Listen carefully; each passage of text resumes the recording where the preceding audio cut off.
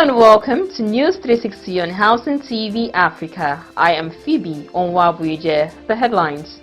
Housing demand surges amid $900 billion debt capital. Lagos government builds posh estates for billionaires, shuns poor Lagosians. Zulum activates machinery to avert flood in Borno.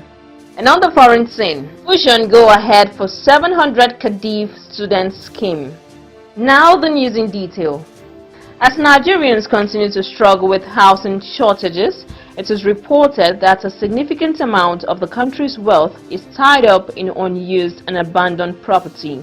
According to PricewaterhouseCoopers Nigeria, these dormant assets are estimated to be worth over $900 billion.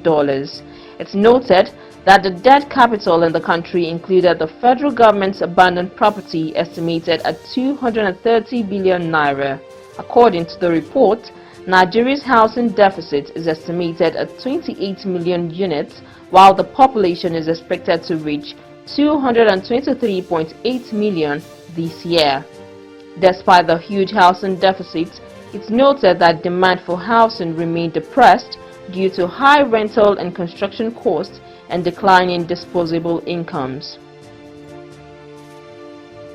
The administration of Governor Babajide Sanwo-Olu in Lagos has sparked controversy by unveiling a series of opulent estates specifically designed for billionaires, while seemingly neglecting the pressing need for affordable housing options for low-income earners in the state. According to documents obtained by newsmen, the Lagos State Development and Property Corporation has divulged details regarding the lavish features and exorbitant prices of these upscale estates. The prices range from a staggering 35 million naira for a one-bedroom apartment to an astonishing 1.5 billion naira for a four-bedroom apartment, further exacerbating concerns about the government's priorities.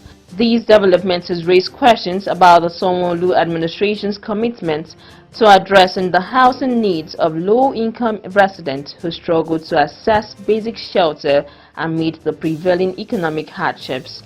This information comes amid an acute crisis of hunger, poverty and escalating cost of living that continues to ravage not only Lagos but Nigeria as a whole. Zamfara State Governor Dauda Lawal has restated his administration's dedication to investing in the health sector of Zamfara State, recognizing the vital role that general hospitals play in the healthcare delivery system. The governor disclosed this while flagging off the reconstruction of a 200-bed capacity ultra-modern hospital in Talata Mafara local government area of the state. Former governor of the old Sokoto state, Yahaya Abdul Karim, who laid the foundation for the project, described it as important to the people of Mafara and surrounding communities.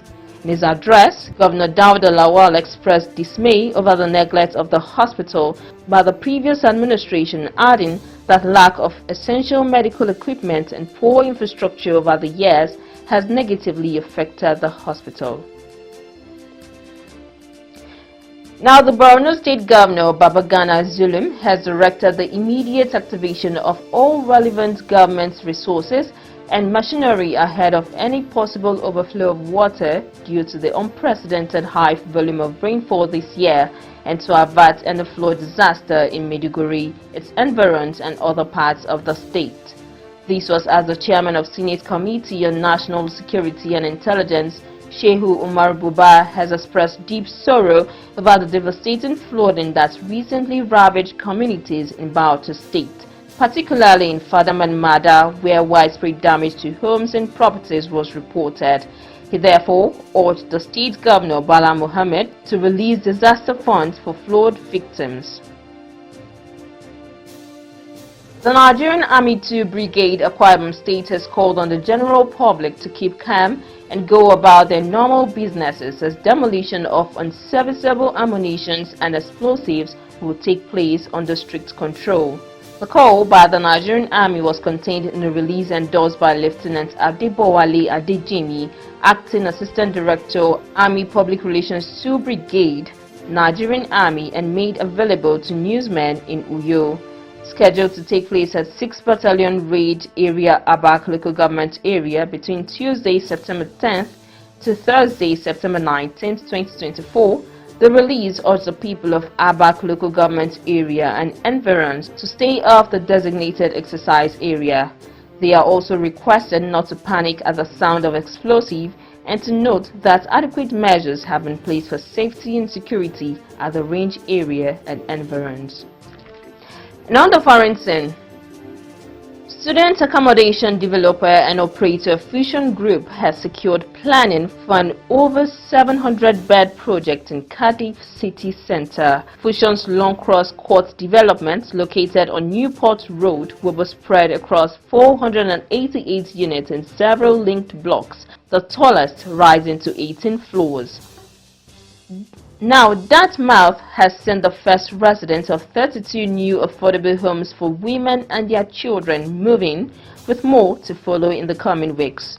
Residents of these townhomes in the Mount Hope neighborhood will also have access to wraparound services tailored to meet their needs, such as support for maintaining the unit, referrals to mental health and healthcare services, and environmental skills training. More stories on Housing TV News at the top of the hour. I am Phoebe Onwabweje. Thanks for watching and bye for now.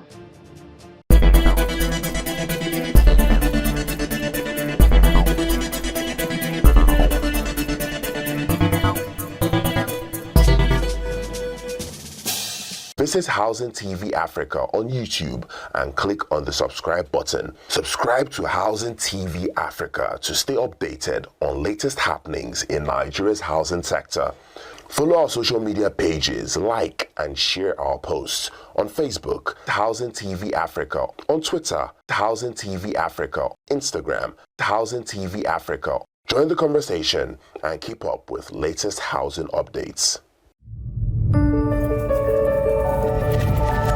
Housing TV Africa, your first in housing development broadcasting.